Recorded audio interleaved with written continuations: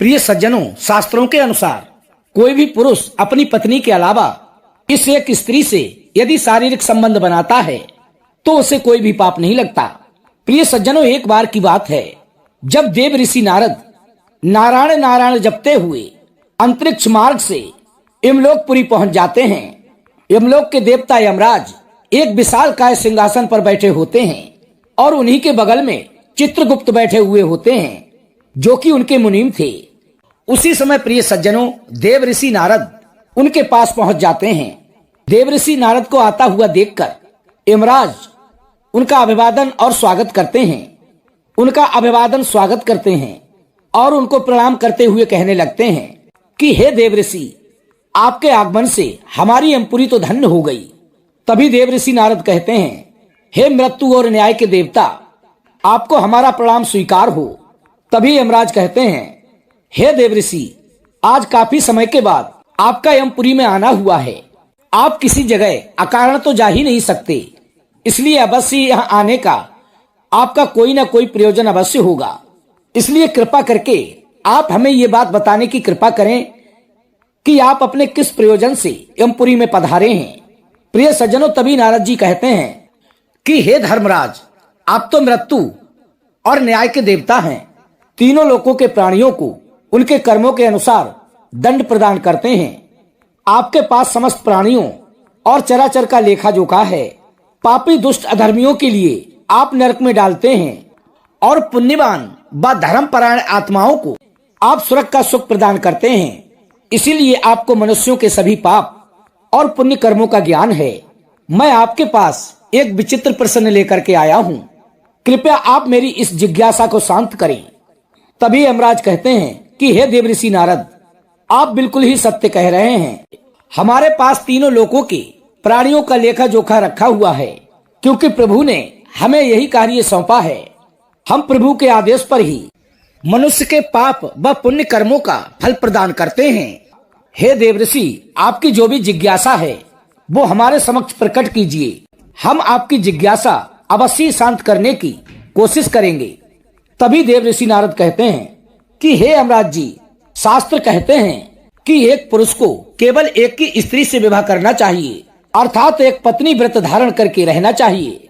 किंतु मैंने तो ऐसा देखा है, कुछ पुरुष तो कई एक विवाह कर लेते हैं और अनेकों स्त्रियों से शारीरिक संबंध बनाते हैं। क्या ये आपकी नजर में पाप नहीं है? क्या ऐसे मनुष्यों को नरक में डाला जाता है? इस पर आपकी यमपुरी का कौन सा कानून लागू होता है? क्या कोई मनुष्य अनेकों स्त्रियों से विवाह कर सकता है? कृपा करके यमराज जी, मेरे द्वारा पूछे गए इन सभी प्रश्नों के उत्तर देने की कृपा करें।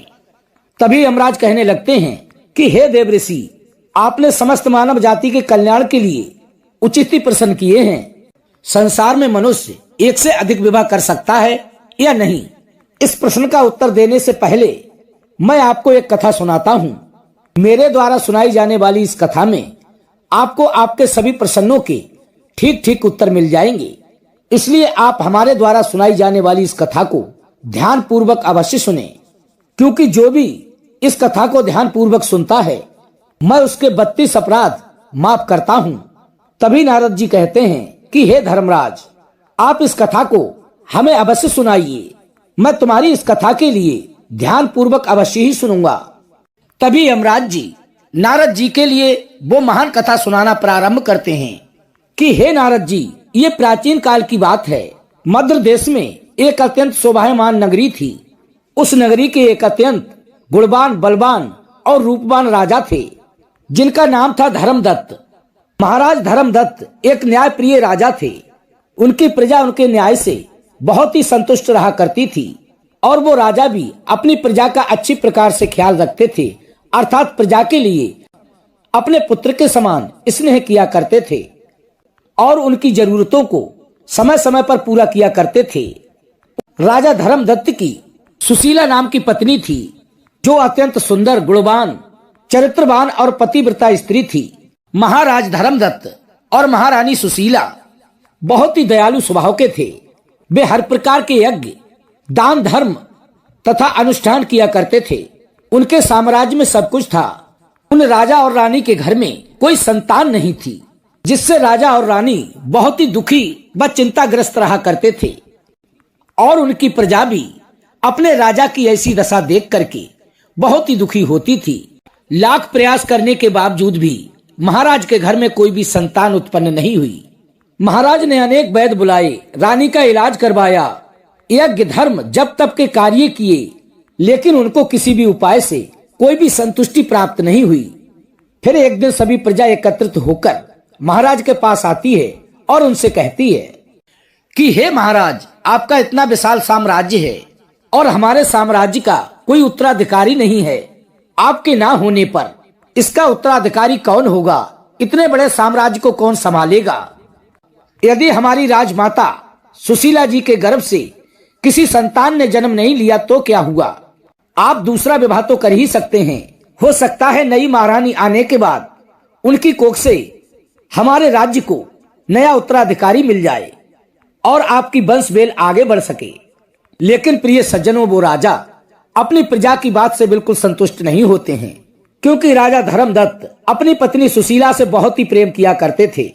इसीलिए वे अपनी पत्नी का दिल दुखाना नहीं चाहते थे तथा राजा धर्मदत्त को शास्त्र नीति और धर्म नीति का भी बहुत ही अच्छा ज्ञान था कि एक पुरुष को केवल एक पत्नी व्रत धारण करके रहना चाहिए। यदि घर में एक स्त्री हो तो उस पुरुष के लिए कभी भी दूसरी स्त्री के पास नहीं जाना चाहिए।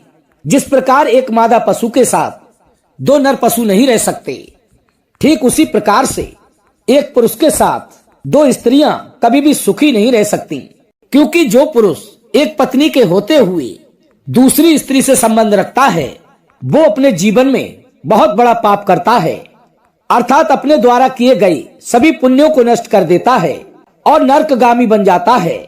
इसी कारण से प्रिय सज्जनों, महाराज धर्मदत्त दूसरा विवाह करना नहीं चाहते थे। जब राजा प्रजा की बात नहीं सुनते हैं तो कुछ प्रजाजन महारानी के पास पहुंचते हैं और उनसे आग्रह करते हैं कि हे महारानी जी, हम समझते हैं पुत्र देना या ना देना या फिर देकर के ले लेना ये तो परमात्मा की लीला है। उस विधाता की लीला के आगे किसी की भी नहीं चलती है। लेकिन इतने बड़े साम्राज्य को चलाने के लिए हमारे राज्य के लिए एक उत्तराधिकारी तो चाहिए। इसलिए हम सभी प्रजाजन आपसे विनती करने आए हैं, आप हमारे महाराज धर्मदत्त के लिए दूसरी शादी करने को मनाएं, ताकि दूसरी शादी करने के बाद हमारी नई रानी की कोख से कोई संतान उत्पन्न हो सके और इतने बड़े साम्राज्य की देखरेख करते हुए आपकी वंशवेल को आगे बढ़ा सके। तभी प्रिय सज्जनों, महारानी सुशीला भी अपने प्रजाजनों के दुख को समझती हैं और अपने महाराज के पास आकर दोनों हाथ जोड़कर उनसे कहने लगती हैं कि हे स्वामी, मेरी आपसे एक विनती है। मेरी कोख से तो किसी संतान ने जन्म नहीं लिया और ना ही मैं अपने राज्य के लिए कोई उत्तराधिकारी दे पाई, तो इसलिए मैं आपसे एक विनती करती हूँ, आप दूसरा विवाह कर लो ताकि हमारी वंश वेल आगे बढ़ सके और हमारे इस विशाल राज्य को संभालने वाला एक उत्तराधिकारी मिल सके। प्रिय सज्जनों, अपनी पत्नी के मुख से ये बात सुनने के बाद महाराज धर्मदत्त कहते हैं, तुम ये कैसी बातें कर रही हो प्रिय? तुम्हें मालूम भी है जिस घर में दो नारियां होती हैं वहां दो नालियां बहा करती हैं, और तुम तो इस महल में अपनी सौत को लाने की बात कर रही हो। क्या तुम्हारी सौत आने के बाद तुम चैन से जी सकोगी? क्यों जानबूझकर अपने पैरों में कुल्हाड़ी मारना चाहती हो? ऐसी कौन स्त्री होगी जो अपने रहते हुए अपने पति का दूसरा विवाह करने को कहती होगी? मुझे तो लगता है तुम्हारी बुद्धि खराब हो गई है, इसलिए तुम ऐसी उल्टी सीधी बातें कर रही हो। तुम इस बात को क्यों नहीं समझती हो? यदि मैं दूसरा विवाह करता हूँ तो मैं एक पाप का भागीदार बन जाऊंगा, और तुम इतने विश्वास से ये बात कैसे कह सकती हो कि यदि मैं दूसरा विवाह कर लूं तो मेरे घर में संतान आ जाएगी? देखिए प्रिय, तुम इस बात को नहीं समझती हो। पुत्र देना या ना देना या दे करके छीन लेना, ये सब लीला परमात्मा की है, उसके आगे किसी का भी बस नहीं चलता। इसलिए मैं विवाह नहीं करूंगा। और तुम जो हो दूसरा विवाह करने को कह रही हो, क्या तुम मेरे दूसरे विवाह से खुश रह पाओगी? तभी रानी कहती है, हे स्वामी, आपकी खुशी में ही मेरी खुशी है। मैं अपनी सौतन को अपनी सगी बहन मान के उसको बहुत प्यार दूंगी। कृपया आप अपने मन में संकोच ना करें और निसंकोच होकर दूसरा विवाह करें। मुझे इस बात से लेस मात्र भी दुख नहीं होगा मैं अपनी तरफ से तुम्हें विवाह की सहमति देती हूँ। तभी महाराज धर्मदत्त कहते हैं कि हे देवी, किंतु मुझे उस पाप से कौन बचाएगा जो एक स्त्री के होते हुए भी संबंध बनाने से लगता है। इस पाप से किसी को मुक्ति नहीं मिल सकती और मैं अपने हाथों से ऐसा घोर अनर्थ नहीं कर सकता। उधर स्वर्ग लोक से महाराज धर्मदत्त के सभी पूर्वज इस घटना को बड़े ही ध्यान से देख रहे थे। वे अपने पुत्र के ऐसे व्यवहार से अत्यंत दुखी हो जाते हैं। यदि हमारे कुल में राजा धर्मदत्त के घर में कोई पुत्र नहीं होगा तो हमारे कुल का विनाश हो जाएगा। इसी बात को अपने मन में सोचकर सभी पूर्वज बहुत ही दुखी हो जाते हैं। फिर एक दिन उनके सभी पूर्वज महाराज धर्मदत्त के सपने में आकर उन्हें सपना देते हैं और कहते हैं कि हे पुत्र, तुम्हारे कारण हमारी दुर्गति हो रही है, हमारी वंश बेल आगे नहीं बढ़ पा रही है, अर्थात हमारे कुल का विनाश होने जा रहा है। तभी महाराज धर्मदत्त अपने पूर्वजों से कहते हैं, हे महान आत्माओं, मैंने ऐसा कौन सा काम किया है जो आप सभी लोग इतने दुखी हो रहे हैं।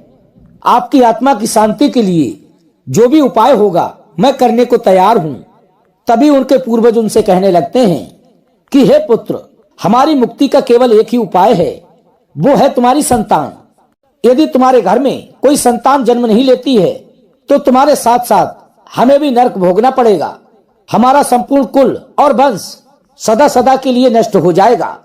इसीलिए हे पुत्र, हम तुमसे आग्रह करते हैं, तुम दूसरा विवाह कर लो, क्योंकि पुत्र के बिना मनुष्य को सदगति प्राप्त नहीं होती, वंश आगे नहीं बढ़ता। पुत्र ही अपने माता पिता का उद्धार करता है, उन्हें मोक्ष दिलाता है। जब वो श्राद्ध करता है तो हमारे द्वारा किए गए सभी पाप नष्ट हो जाते हैं। जब वह पृथ्वी लोक पर अपने द्वारा दान धर्म करता है तो हमें स्वर्ग लोक में भोजन की प्राप्ति होती है। इसलिए हे पुत्र, तुम अतिशीघ्र दूसरा विवाह करो और हमारे कुल में संतान उत्पत्ति का कोई उपाय सोचो। प्रिय सज्जनों, अपने पितरों की बात सुनकर के राजा धर्मदत्त दूसरा विवाह करने को तैयार नहीं होते हैं। फिर उनके सभी पितृगण दुखी होकर यमराज के पास पहुंचते हैं और उनसे विनती करते हुए कहते हैं कि हे धर्मराज, कृपया आप हमारे कुल की रक्षा कीजिए। हमारे कुल में कोई संतान नहीं है, अर्थात संतान के बिना हमारा कुल नष्ट होने जा रहा है। कृपया आप हमारे पुत्र को दूसरा विवाह करने की सद्बुद्धि दें। तभी यमराज कहते हैं कि हे महान आत्माओं, मैं अवश्य तुम्हारे पुत्र को समझाऊंगा और उससे पुत्र प्राप्ति के लिए प्रेरित करूंगा। ऐसा कहने के बाद यमराज जी पृथ्वी लोक पर आते हैं और एक साधु का रूप धारण करके महाराज धर्मदत्त के दरबार में जाते हैं। उन साधु महाराज को देखकर महाराज धर्मदत्त अत्यंत प्रसन्न होते हैं और उनका खूब आदर सत्कार करते हैं। फिर उनसे कहने लगते हैं कि हे महात्मन, कहिए आपका कैसे आगमन हुआ, आपकी क्या इच्छा है, मुझे स्पष्ट बताइए। आप किस प्रयोजन से हमारे यहाँ पधारे हैं। आपके मुखमंडल का तेज देखकर ये प्रतीत होता है कि आप अवश्य ही कोई महान तेजस्वी संत हैं। तभी वो संत जी उस राजा से कहते हैं कि हे राजन, मैं साक्षात यमराज हूँ। तुम्हारे पूर्वजों के द्वारा प्रार्थना करने पर ही मैं स्वयं ही तुम्हारे पास चलकर आया हूँ। इसलिए हे वत्स, क्योंकि तुमने अपने पूर्वजों को रुष्ट कर दिया है और तुम अपनी जिद पर अड़े हो, जिसके कारण तुम्हारा पूरा साम्राज्य नष्ट हो जाएगा। पुत्र के बिना तुम्हारी दुर्गति हो जाएगी। तुम्हें कभी भी मोक्ष की प्राप्ति नहीं होगी, क्योंकि शास्त्र कहते हैं कि मनुष्य को मोक्ष प्राप्ति के लिए संतान की उत्पत्ति अवश्य ही करनी चाहिए। तभी महाराज धर्मदत्त कहते हैं कि हे धर्मराज, मैं दूसरा विवाह करके जानबूझकर पाप का भागीदार बनना नहीं चाहता। इससे अच्छा तो यही है कि मैं पुत्रहीन होकर ही जीऊं। तभी यमराज कहते हैं कि हे वत्स, तुम्हारे न्याय प्रिय आचरण से और अपनी पत्नी के प्रति एक पत्नी व्रत की निष्ठा को देखकर मैं अत्यंत प्रसन्न हूँ। किंतु हे राजन, यदि किसी मनुष्य की वंश बेल आगे नहीं बढ़ रही है तो वो मनुष्य दूसरा विवाह अवश्य कर सकता है। इसमें कोई भी पाप नहीं है, क्योंकि शास्त्र कहते हैं कि यदि एक पत्नी से पुत्र की प्राप्ति नहीं होती है और उसकी पत्नी अपने पति का दूसरा विवाह करने की अनुमति देती है तो उसे अपना दूसरा विवाह करने में बिल्कुल भी संकोच नहीं करना चाहिए। साक्षात धर्मराज के मुख से ऐसे वचन सुनने के बाद महाराज धर्मदत्त अति प्रसन्न हो जाते हैं और यमराज को कोटि कोटि धन्यवाद देते हैं। इतना कहने के बाद यमराज जी वहां से अंतर्ध्यान हो जाते हैं। तभी महाराज धर्मदत्त अपनी पत्नी सुशीला के पास जाते हैं और उससे दूसरा विवाह करने की अनुमति मांगते हैं और रानी सुशीला राजा धर्मदत्त को दूसरा विवाह करने की खुशी खुशी अनुमति दे देती हैं। तभी महाराज धर्मदत्त अपना दूसरा विवाह कर लेते हैं, जिसकी कोख से उन्हें कुछ समय पश्चात एक सुंदर पुत्र की प्राप्ति होती है। इस घटना को घटते ही महाराज धर्मदत्त के सभी पूर्वज स्वर्गलोक में बहुत ही खुश हो जाते हैं और यमराज को बार बार धन्यवाद देते हैं। तो प्रिय सज्जनों, इस प्रकार से यमराज ने नारद जी को स्त्री और पुरुष के विवाह और आचरण संबंधी महत्वपूर्ण ज्ञान दिया है। आपको ये कथा कैसी लगी कमेंट के माध्यम से अवश्य अवगत कराएं।